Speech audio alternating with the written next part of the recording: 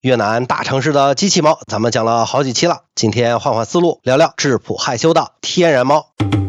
关于之前的节目里我说30美元吃简餐的事儿，很多导游看到了，咣咣的往外掏刀子，把我吓到了。好自为之，好好反思，决定最后一定详详细细的说一说。注意，本频道坚决反对实地调研，观看时请谢绝家长陪同。有一说一越南相比发达地区经济发展并不均衡，这就导致了各地方的哆啦 A 梦具备不同的优缺点，大体分为2类：一、大城市；二、相对落后的地区。大城市很容易理解比如胡志明、河内这些地方灯红酒绿，还有一定的医美整形能力，多了一点纸醉金迷戴面具，少了一点天然淳朴换真心。第2类呢，则是指经济欠发达或刚刚开始发展的地区，主打则是个冰清玉洁、不加雕琢、原汤还原食，如北宁、荣市、美奈、清化、海防、涂山等等。能推荐的地方呢是很多的，但如果想要批判的有理有据，选择地点的时候，机器猫一定要具备4个条件：一、数量众多；二、纯真质朴；三、性价比高；四、安全可靠。我首先想到的是北宁。为什么选北宁呢？先普及一下基础知识，方便有的放矢。北宁是越南重要的工业区，距离河内很近，非常方便，启中了大量中资、台资、日资和韩资企业，包括大家很熟悉的富士康、三星都在这里有厂。有的工厂超过10万员工，少的也有1-2万员工。为什么要说这些呢？我知道大家来捧场也不是跟我学统计的。实际上这些工厂有一个非常明显的特点，那就是大多招聘18到22的女工，据官方统计已超过120万。咱们频道不拘小节，数字不准确也是理所当然。总之就是一个字，多。各位呢都是为了越南经济发展而来，了解这些数据也是非常合理的非常合理，这就符合了数量众多这个条件。接着咱们说说第2个特点，纯真质朴。北宁是个很有发展潜力的城市，但现在确实还差点，这就导致了厂妹普遍文化程度不高，薪水不多，对北越之外的世界也是一无所知，而对物质的要求那就更不高了，很是纯真质朴。举个例子我有一个台湾朋友，他的公司呢我就不提了，以免他社死。他的个人条件呢，长相平平无奇，普通市民，还有点内向，和各位呢那是比不了的。但是他和众多的车间女生谈恋爱，成功率100%，完全没有失败经验。据他说，无非2个原因：一、天天生活在处处是猫的环境，习惯成自然；二、台湾毕竟是发达地区，自己到北宁立刻变成了吴彦祖小富豪，在完全没有意识的情况下进行了降维打击。注意，这里有一个非常关键但很容易被人忽略的常识，猫猫的文化程度和见识这些软实力与它是不是可爱有没有气质完全没有关系，所以你作为一个4维空间来到3维的外星人，一定要对自己有信心。如果见到可人的本地蓝胖子，一定要穷追猛打，千万别怂。说到这儿，大家是不是联想到一座20年前的城市？和喜欢的哆啦 A 梦吃一顿麦当劳后回到车上意味着什么正经事正经事咱们就不展开了，那时候我还小，都是听朋友说的。而在北宁或者越南的很多厂区，就在重演20年前的故事。有知识的朋友们，请把回忆中的城市名打在评论里。不过我说了这么多，可不是让你混进工厂去四处勾搭的，这样做成本可太高了。接着咱们说说具体实操。很快作为一个对经济活动密切关注的正经频道，咱们肯定提倡更高效的方法，一般分为3种。一、手机 app。越南现在手机都普及了，大家作为科技爱好者，下个 Z 字开头的 app 应该没什么问题。唯一要担心的是你面对庞大的基数，眼花缭乱，眼饱肚饥，眼高手低。这个没什么吹点，咱们就不展开了。如果大家不了解呢，可以告诉我，不行我就做个影片跟大家科普一下使用方法。第2种实操方式，酒吧。越南大城市的酒吧呢，服务拔群，在这点上北宁确实有些差距，倒不是说蓝胖子态度有什么问题，而是比较原生态，训练的不多，尤其是有些本地工厂监管不到位，机器猫的出产日期每况愈下监管不到位。从品控的角度来说呢，北宁的酒吧确实有点90、00年代的意思，能让你重拾青葱岁月。这里的人员构成也并不复杂，在工厂工作劳累和压力呢自然不可避免，来放松的场妹很多，加上 DJ 舞者，其实都可以尝试请他们喝一杯。为什么让你这么激进呢？其实很简单，他们也很希望和你交流，毕竟你来到此地属于高维度，金钱和学识呢都比较丰富，吸取他人的精华有利于自身成长的道理，并不是只有你一个人懂都懂。很多朋友可能会担心沟通的问题。这么说吧，北宁是越南很重要的工业区，国语普及度呢比河内还高，没必要过分担心。接着说说价格，前几期咱们详细说了越南大城市，实话实说啊，各方面的物价并不便宜。但在北宁、老街这样的北越城市，大部分酒吧都不收门票，酒水套餐大概200到300万。注意，这可是含啤酒、水果和卡座的总费用。哆啦 A 梦呢，大概50万到散场 ，ST 150到200万 ，LT 200到300万。接着咱们说第3种方式，你们的老熟人 KTV。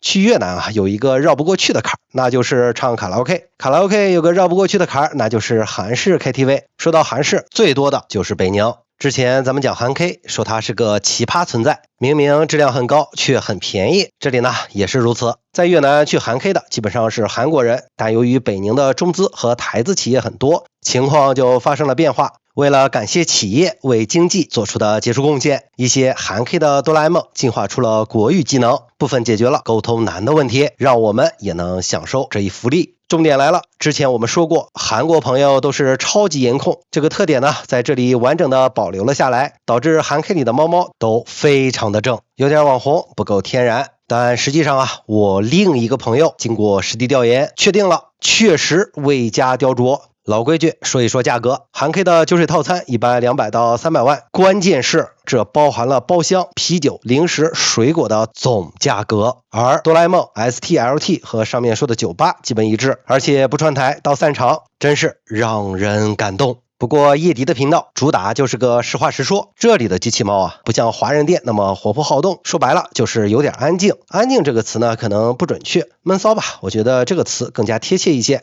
接下来我要说重点了，大家都明白一个道理，那就是有肯德基的地方一定会有麦当劳。没错，接下来要说的就是中式 KTV。北宁的中 K 呢和胡志明有很大的不同，因为哆啦 A 梦的出发点就不一样。先说相似的地方，装修高端大气，会比韩式好一些，歌单全中文，工作人员也是国语流利，积极主动。而不同点呢，简直不按常理出牌，就很值得说了。可能是生产工艺的原因，你还没说话，对方就已如狼似虎的扑了上来。可能是怕你不好意思，或者知道你喜欢干净，主动提供免费的洗面奶。其他手段呢也是进出，比如大家比较了解的关灯环节，那真是群魔乱舞，不分敌我。你一定想问，这是为什么呢？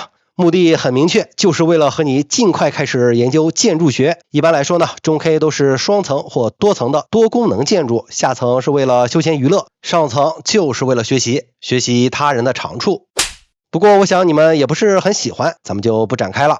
既然能随时随地的开始学习，那价格自然不太一样。这里有最低消费，大概200到400万。哆啦 A 梦、ST、LT 等等呢，则比上面说的韩 K 要略微增加一些。当然，北宁的按摩店、咖啡店也是本地特色，暂时先不展开，后面咱们拼着黄标讲一讲。你们也知道，咱们频道一说真话就黄标，没广告没收入。言归正传，接着咱们说说30美元的事儿。这不得不提到一种交通工具——摩托车。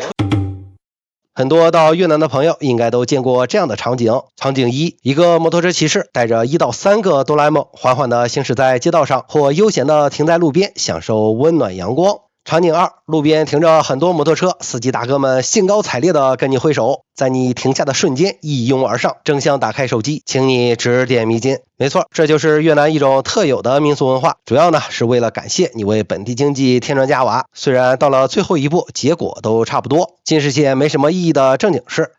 但形式和质量上，不同地区则是参差不齐，差别还是很大的。咱们以美奈举例，美奈很多朋友都去过，是越南著名的旅游胜地。这里的哆啦 A 梦啊，外表高级，气质洒脱，非常有杀伤力。原因呢也很简单，因为很多都是混血，质朴和混血同时体现在猫猫身上，就有了一种反差感，非常奇妙。那如何充分体验这种反差文化呢？说出来你可能不信啊。只需要买一张 Sleeping Bus 美奈下客总站的车票，然后出发就行了。具体的乘车攻略网上很多，咱们就不说了。饭屋有购票点，网上买呢也没有问题。重点在于，到了下车的时候，你就会看到很多摩托车停在路边，司机大哥满脸笑容的冲你挥手致意，争先恐后的抢到面前，问你要不要去酒店，要不要租摩托车。但这都不重要啊，最重要的是会打开手机，请你指点迷津。据我朋友说，手机里啊有很多迷之照片，或者干脆就是摩托车上带着2个机器猫，觉得满意就会带你去景点游览观光。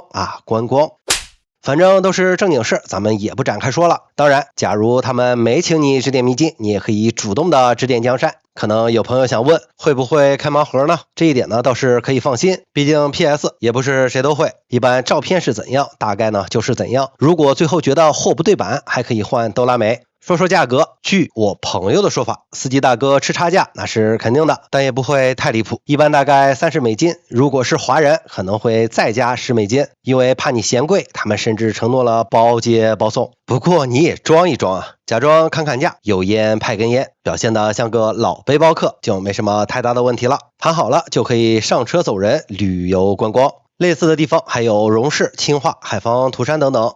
但是大家注意了，叶迪的频道主打就是个实话实说，虽然说形式类似，但各地的差别可就太大了。第一，如果你不会越南语，有被宰的可能，但这点还好，不会贵到哪里去。第二，有的地方比较偏僻，环境和卫生条件很差。第三，不同的地方质量参差不齐，即使天资聪慧，总体打扮呢也比较朴素，未必适合你的审美。第四，有些地方我朋友呢也没去过，一定要防范仙人加姆帕，最好2人组队，或者和会越南语的人同行。我举个例子啊，比如网上常说的萝莉村 ST， 甚至可以不到10美金，就算坑爹也不过呢是20美金，但我朋友非常的不推荐。你们这帮人一般都有点富，有点帅，有点要求，除非你对环境、对卫生条件没有任何挑剔，或者胆大心细，就是为了体验生活、感受世界，那就当我没说。